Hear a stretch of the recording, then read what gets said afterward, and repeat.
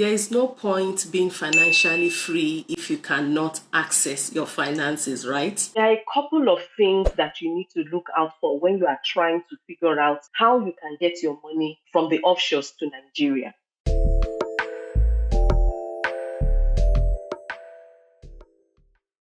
Here are 6 factors to consider when choosing a payment method for receiving foreign currencies in Nigeria.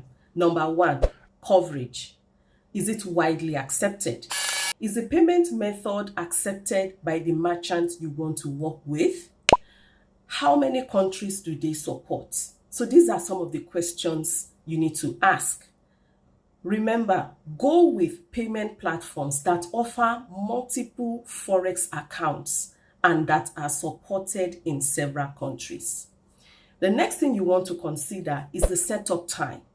Now, this is one of the most crucial aspects of choosing a payment gateway. I say this because from the onset, you are able to tell if you are on a platform where you are having issues and challenges with the setup and it's taking a very long time, then you would naturally be able to predict what is going to happen after you have landed on that platform. Another thing you want to consider is the ease of tracking your payments, an easy payment tracking system. So whenever you are sending or receiving payments, it's crucial to be able to keep track on them. Now, another thing you should consider is the dedicated support. Now, payment issues are bound to happen. We all know that.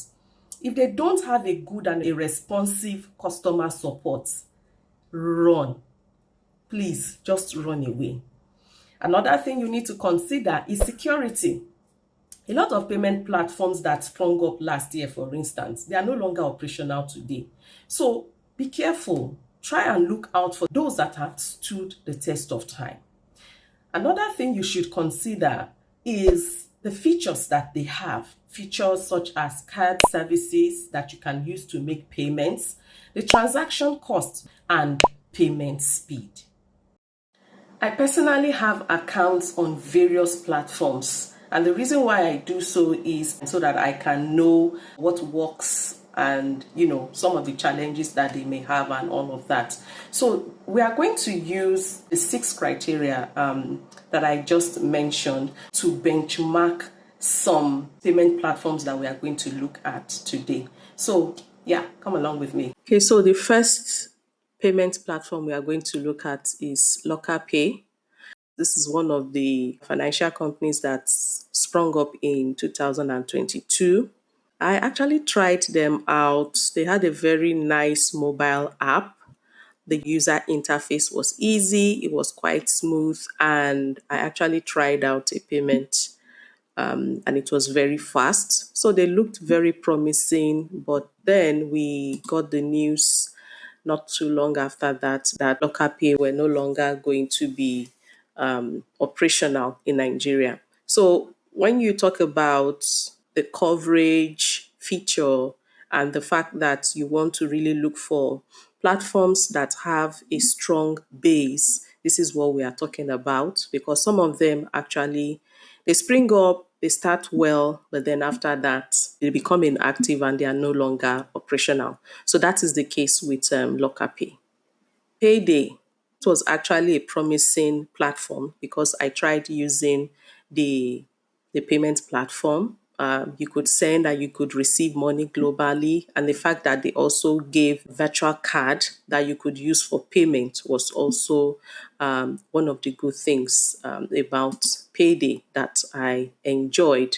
But then we got the news that Payday was looking to sell 6 months after raising $3 million, and they have actually been acquired. That's the latest news we got. They've been acquired by Bitmama, a blockchain payment platform. So really, when you look at it, for me, that already puts some form of limitations because not all merchants use cryptocurrency in the first instance. And when you look at their coverage area, that's the company that acquired Payday, they have coverage in just Nigeria, Ghana, Kenya, and Canada.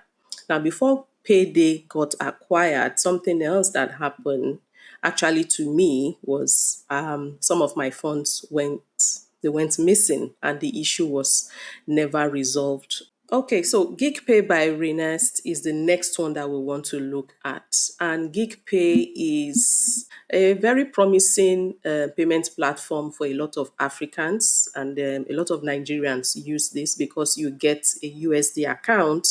And so if you are able to successfully scale through the setting up of the account, it's something that it's a platform that you can enjoy.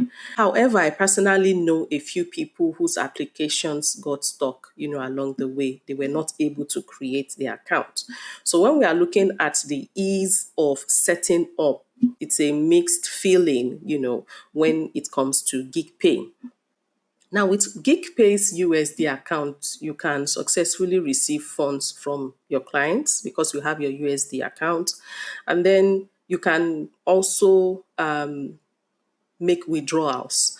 Now, the thing with withdrawals is that you can only do that in Naira. We actually have a video dedicated completely to GeekPay and how to set it up and everything around GeekPay. So I have left the link to that video in the description. You can, just have a look at it. The exchange rate is actually quite friendly. From experience, I know it's usually around a 20 naira margin, that they put there, which to me is quite reasonable. And then the fact that you can get a virtual card for making online purchases and payments is a good one. It's a very good feature. But then that card feature is not operational at this time. Another pitfall plaguing this platform right now, as I'm talking to you, is the situation of missing funds. I'm saying this because personally, this has happened to me. I'm just very thankful that it's not more than a few, dollars here and there. But then you can imagine when you have a whole lot of people going through this. So I don't know if you are also experiencing this. You can leave a comment in the comment section so that we'll know if this is just something that is happening to a few people using GeekPay or if it's actually a lot. Although they seem to have a responsive customer support, I'll give them that at least. They are very responsive, even though what they keep on telling you is that they are working on it.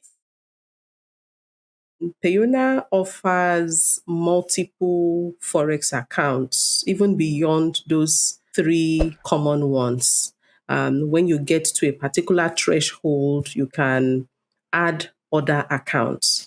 And the fact that they also have that option of virtual cards and physical cards, it made payment very, very easy for a lot of freelancers and remote workers in Nigeria. But then there are also a couple of pitfalls, that I identified while I was with Payoneer, the customer support. In this case, I actually reached out to their support based on the charges that they were making. Now, there was the policy around effecting some charges, and that the policy would kick in May 18. So I reached out to the customer support and say, hey, the charges has already happened to my account, and it's May 5 and you've already made those charges. But more importantly, there was a clause there, and the clause was that this charge will be made to freelancers who has not received up to 2,000 USD in the last 12 months. So my argument with them was, number one, why would you go ahead to make that charge before the actual date that you said, which was May 18?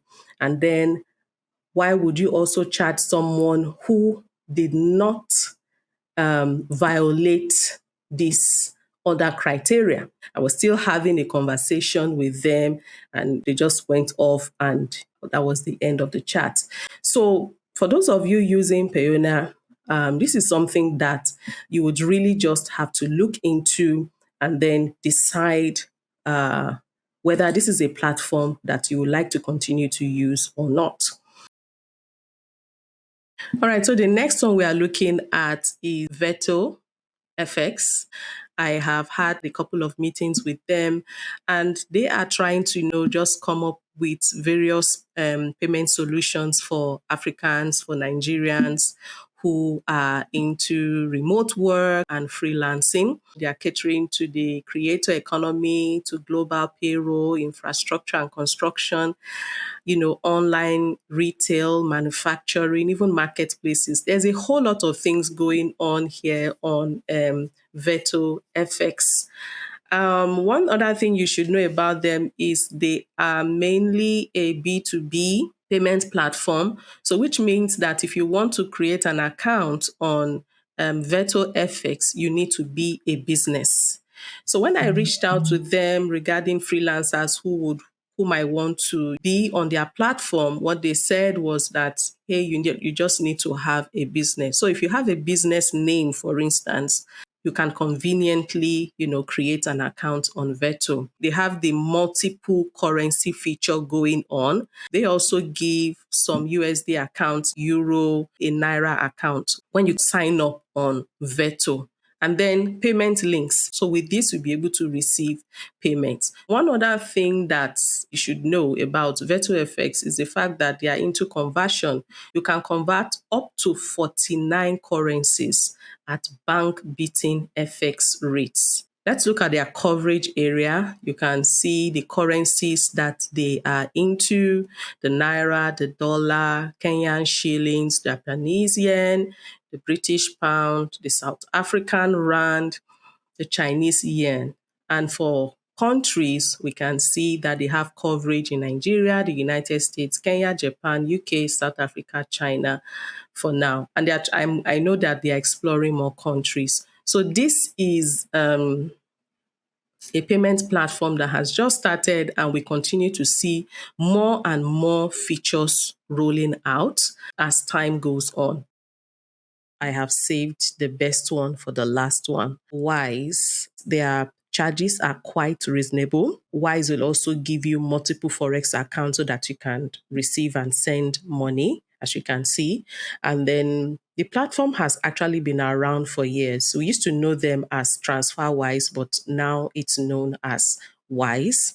And they have coverage in over 70 countries, including yours truly. So if you scroll down here, you can see Nigeria, and you can see all of those countries where Wise works. So talking about coverage, they have that. And I would like to actually show you a transaction which I did. I sent this on the 7th of February, a USD that I converted to Canadian dollar. And even though they said it could take about 2 days to get there, it got there the following day. The transaction fees are quite low compared to other transactions. I have found that Wise transaction fee is actually the lowest. And then the setup time is almost seamless compared to other platforms again. If you are going to create an account here, I would suggest you use your work email. It just makes everything easier for you. And then I particularly like the fact that you can track your transaction. Some of these other platforms that I have mentioned before now, you just send your money and you hope that money gets there. You don't really have an eye on where it is. You don't know when it will be delivered or if there's anything actually wrong. So, but having an idea of where your money is, it helps both you, the sender, and the receiver to be at ease. So that's one other thing I like about this. They have a dedicated support system, and they are very, very secure. So these are some of the things that you need to look out for whenever you are trying to choose a payment platform. And I think for me, Wise just checks all of these boxes. One of the things you cannot do with Wise is cards. So the card feature is currently not operational in Nigeria. So whenever you are trying to click on that in the account, you do not have that option of getting cards, virtual cards for now. So the way you can go about this is to send your dollars to Geegpay. All right. So when it gets into Geegpay, then you can make withdrawals if you would like, or pay for items through your virtual card. Now, the only downside to this is that currently Geegpay's card service is not operational. All right. So another way you can now go about this is to open a cheaper cash account. So now you can see that we are combining Wise, Geegpay, and cheaper cash. And I'll tell you why you need cheaper cash. So when you open a cheaper cash account, you will be given a Naira account. So when you get your dollars from Wise into Geegpay and you want to get your money out of Geegpay, you can only make withdrawals from Geegpay in Naira. So when you make that withdrawal in Naira, you can send it directly into your Naira account on cheaper cash. Then convert it to dollars and then top up your virtual card. You can get a Visa card, USD Visa card on cheaper cash. And with that, you can make your dollar payments or purchases that you want to do online. So that is just the way to go about this. But at the point when hopefully Geegpay resumes and their virtual card starts working again, you might not really necessarily need to use cheaper cash. But hey, it's always good to just have all of these options available so that whenever anything happens, you would have other options. So, we are always here for you, getting you the best information that you need as you journey on towards being financially free. So if you are not already subscribed to this channel, go on ahead to do so. And don't forget to hit the notification bell so that you can be notified by YouTube the next time I drop another video. Thank you so much for listening, and I'll see you soon.